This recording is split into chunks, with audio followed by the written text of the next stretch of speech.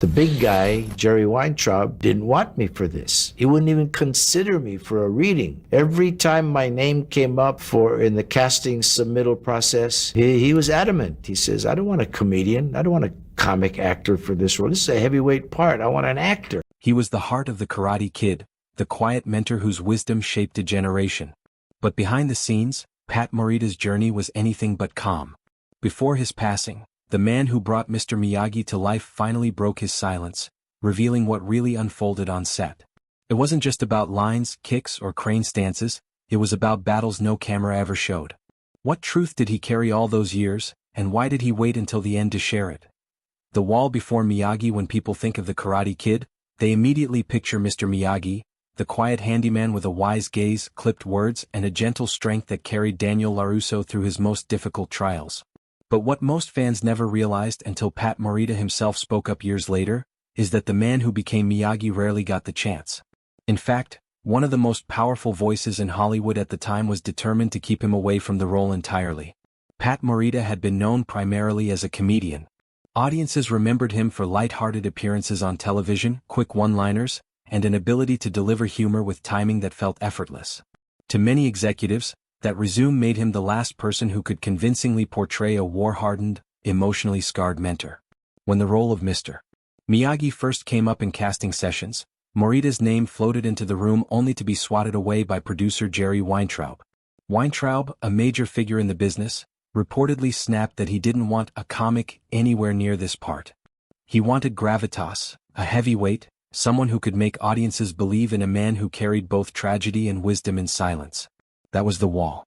And for weeks that wall stayed firm.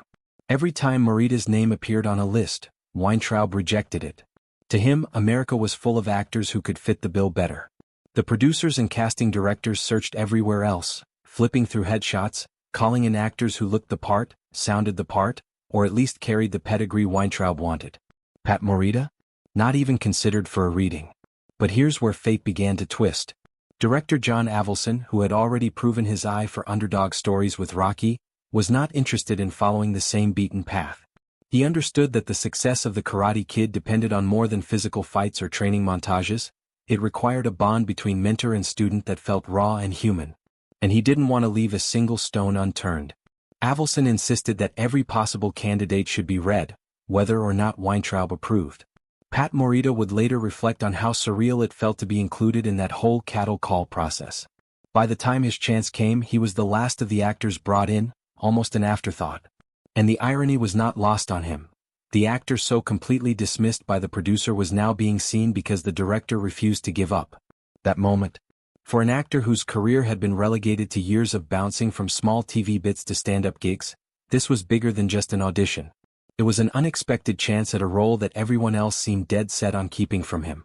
To Morita, it was proof of how unpredictable Hollywood could be one day after rapping when rejection might quietly open a door the next day.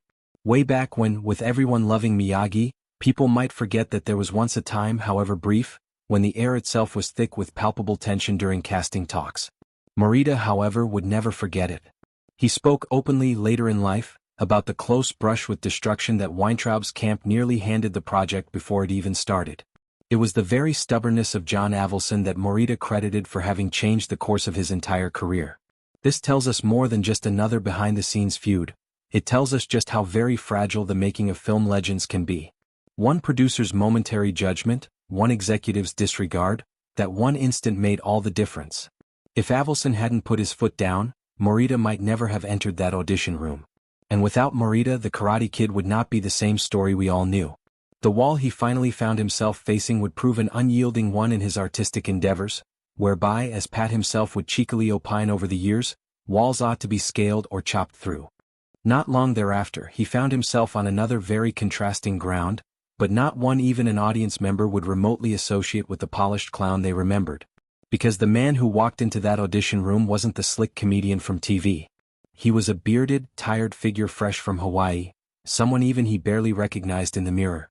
Hawaii, beard, and fate. By the early 1980s, Pat Morita's career was drifting into uncertain waters. He had tasted fame before, from stand-up clubs to sitcoms like Happy Days, but the offers had slowed, and the spotlight felt like it was slipping away. Instead of chasing roles in Hollywood, he found himself in Hawaii, piecing together a living through whatever work came his way, emceeing political fundraisers, writing copy for commercials, and performing in nightclubs. It wasn't glamorous and it wasn't steady, but it kept the bills paid. To outsiders, it looked like Morita's career was gently fading. To him, it felt like he was treading water, waiting for something unseen. And then came a decision that changed his image completely. For the first time in his life, he let himself grow out his hair and beard. Not for a role. Not for a show. Simply because he felt like trying something different. Pat later laughed about it, saying he looked more like a hippie than an actor. But at the time he didn't care. He wasn't chasing casting directors or worried about looking camera ready. He was simply living, letting his appearance reflect the more uncertain, unpolished chapter he was in. That beard, scruffy, unusual for him, would prove to be a stroke of fate. He didn't know it then, but when the chance finally came to audition for The Karate Kid, that look helped create the impression of a weathered man who had lived through hardship. It made him appear older, wiser, and more grounded than the comedian audiences were used to seeing. What started as a personal choice soon became an unplanned gift to his career. Pat had long accepted that silence had become the theme of his life. In truth, when his contract with his agent came up, he almost thought of letting it expire. But he thought again and was affording his agent a kind of half-hearted reappointment. What the hell? Thus, one afternoon he left his agent's office convinced that no jobs awaited him and ready to return to Hawaii. This was when fate intervened with a loud shout. A loud voice had bellowed from above, "Pat Morita." The secretary ran out, shouting that he had just walked out the door. The agent leaned out and waved him back urgently, "Pat, get your butt back in here. There's a script I think is perfect for you." The script was The Karate Kid. It is the kind of story that seems too neat for Hollywood. Someone ought to write a movie about destiny. Morita later recounted that it felt more like a surreal moment. There he was, standing with one foot out, waiting to travel out of Los Angeles and accepting that nothing was waiting for him here. And then, almost like some last-minute interception, the script fell on him. "You read it? You liked it?" He agreed to audition for John Avildsen. At that point, it didn't feel like the change of life. A mere opportunity, another room, yet another director. But then the timing, the beard, and the coincidence of being ushered back in the door just at that moment, all began to make way for a greater scheme. When Morita talked about this incident back in hindsight, he spoke about it with a sense of reverence, with the thought that perhaps some invisible hand had pushed him back into the way he was supposed to go. Had he not been in Hawaii, he would not have looked like Miyagi. Had he not re-signed with his agent, there would have been no script for anyone to present him with.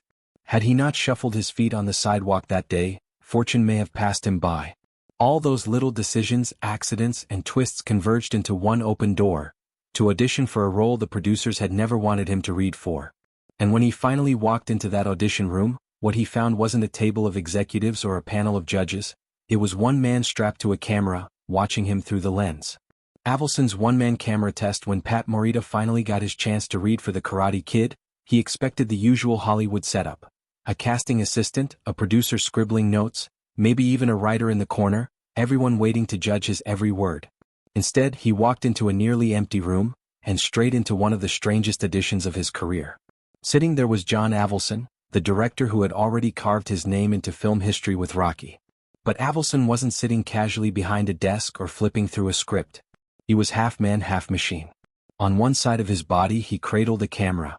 On the other hand he carried the bulky battery pack strapped against his torso. He introduced himself warmly, but he never lowered the camera. From the moment Morita stepped in, he was being filmed. Morita would later joke that his first impression of Avildsen was that of a half-man, part director, part recording device. But beneath the humor was a serious point. Avildsen wanted to see more than just a polished read. He wanted to capture the raw presence of the man in front of him, to see if Pat could be Miyagi when no one else believed he could. "Tell me a little about yourself," Avildsen said, still peering from behind the lens.